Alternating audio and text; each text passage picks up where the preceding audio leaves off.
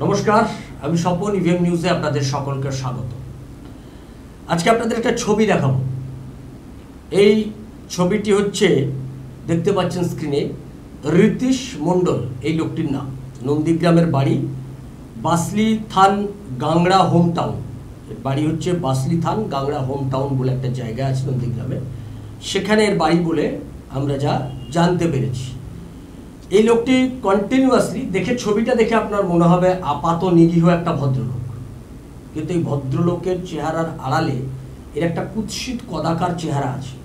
এই লোকটি তৃণমূল কংগ্রেস করে এবং যা জেনেছে এটি সিভিক ভলেন্টিয়ারের কাজ করে।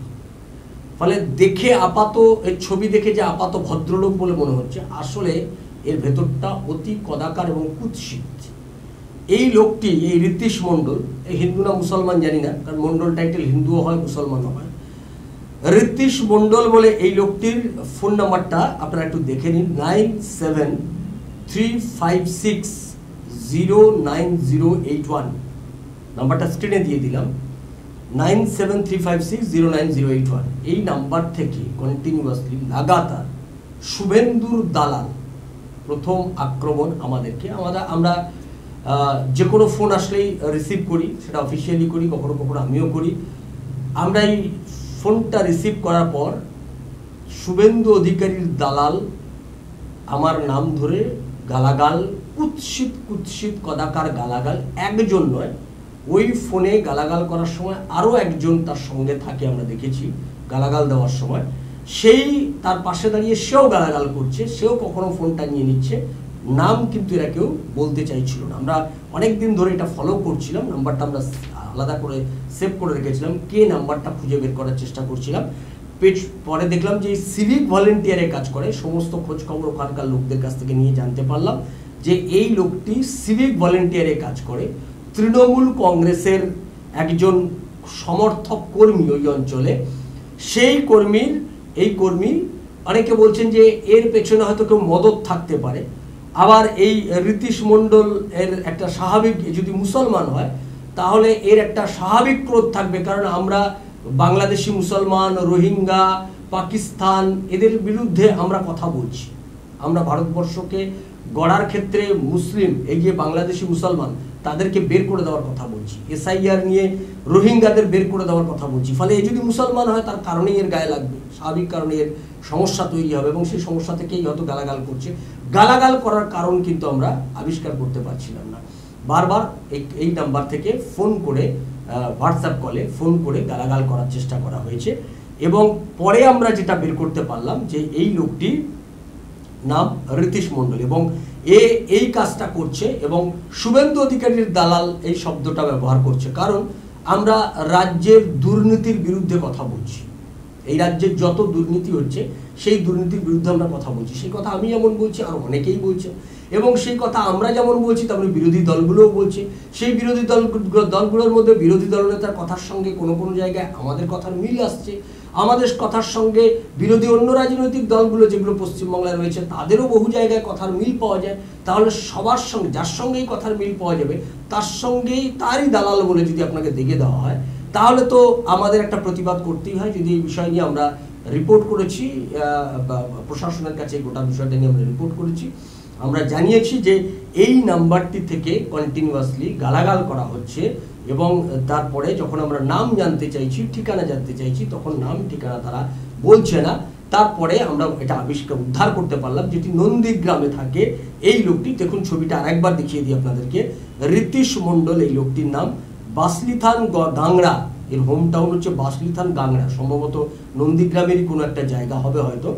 এইখানে এই লোকটি থাকেন এবং এই লোকটি ওইখানে থেকে এই লোকটি এই ধরনের অসভ্য দাবি করে বেড়ায়, আজে বাজে কুৎসিত কুৎসিত কথা বলে, মানুষকে আক্রমণ করে।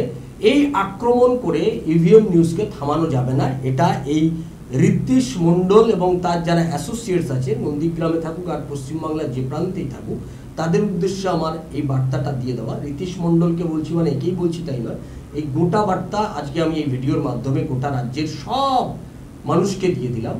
আপনি যতই আক্রমণ করুন, সেই আক্রমণ আপনি ফোনে করুন, ফিজিক্যালি করুন, পুলিশ দিয়ে করান, যে আক্রমণী হাইকোর্টে নিয়ে গিয়ে আমাকে দাঁড় করান, যে আক্রমণী আপনি আমাকে করান, এর আগেও করেছেন, লালবাজারে নিয়ে গিয়ে 2 দিন বসিয়ে রেখেছেন, এর আগেও করেছেন, সন্দেশখালী থানায় নিয়ে গেছেন, বসিরহাট কোর্টে তুলেছেন, নেজার থানাতে দৌড় করিয়েছেন, সব সন্দেশখালী থানাতে দৌড় করিয়েছেন, সব বসিরহাট থানায় দৌড়িয়েছি, এগুলো দেখেছি, উত্তরবঙ্গে দৌড়েছি, সব জায়গাতেই করেছেন, ওই পূর্ব মেদিনীপুরেও করেছে। ফলে এটা নিয়ে আমার কোনো সমস্যা নেই, আমি এগুলোকে মোকাবিলা করতে প্রস্তুত, আমি মামলাগুলো ফেস করছি, কলকাতা হাইকোর্টে মামলা চলছে, সেই মামলাগুলোও আমি ফেস করছি। ফলে আপনাদেরকে এটা জানিয়ে দিতে চাই, গোটা রাজ্যের মানুষকে জানিয়ে দিতে চাই যে এই করে ইভিএম নিউজকে কিন্তু থামানো কিংবা দমানো কোনোটাই করা যাবে না। আপনি আমার উপর ফিজিক্যালি আক্রমণ করলেও দমাতে পারবেন না। ফিজিক্যালি আক্রমণের যেমন হুমকি দিয়েছে একটি ছেলে, সেই ছেলেটি সম্ভবত এটি কি ইউটিউব চ্যানেল করে, তার একটা ওই বিভিন্ন কুৎসিত এই কার্তিক মহারাজের নামেও কুৎসিত কথা বলেছিল। বাংলাদেশি মুসলমান, এদেশে এসে নাম পাল্টে ফেলেছে, 1.5 ব্যাটারি বলে তাকে আমরা চিনি, এই 1.5 ব্যাটারি আমাকে ফিজিক্যালি অ্যাটাক করবে বলে বলেছিল। তো আমি সেটাকে ওয়েলকাম করেছিলাম, 1.5 ব্যাটারিকে হোয়াটসঅ্যাপ করে বলেছিল গিয়ে আক্রমণ করবে, প্রেস ক্লাবে ঢুকলে নাকি মেরে হাত পা ভেঙে দেবে, 1.5 ব্যাটারি বলেছিল। পরে জানলাম এই 1.5 ব্যাটারি বাংলাদেশি একজন সন্ত্রাসী, এদেশে এসে সে নাম পাল্টেছে, হিন্দু নাম নিয়ে এখানে ঘুরে বেড়াচ্ছে। ফলে এই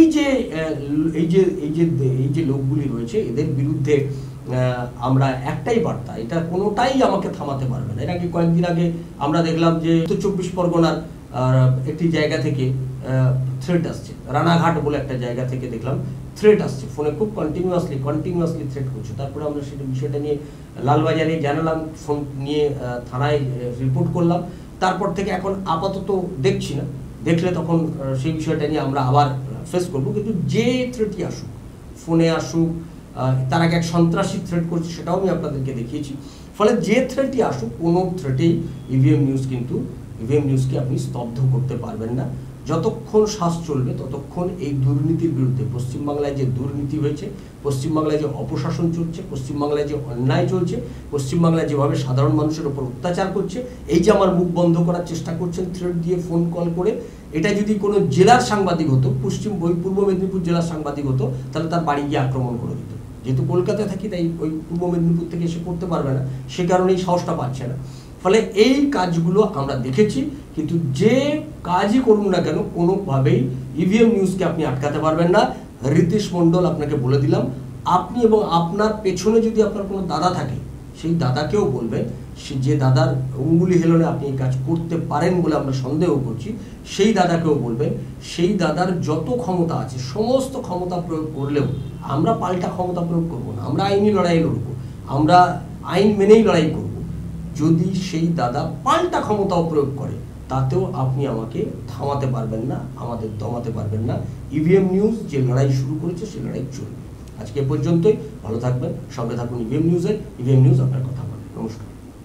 আর আমরা সবশেষে যেটা বলি যে আমরা ইভিএম নিউজের পক্ষ থেকে শ্রীমদ্ ভগবত গীতা পিভিসি কার্ডে, ভারতবর্ষে আমরা প্রথম নিয়ে এসেছি পিভিসি কার্ডে গীতা। এখানে স্ক্যানার আছে, এদিকে একটা স্ক্যানার, উল্টো দিকে একটা স্ক্যানার, দুদিকে দুটো স্ক্যানারে, যে কোনো একটা স্ক্যানারে স্ক্যান করলে 25টা এপিসোডে আপনি গীতা শুনতে পাবেন।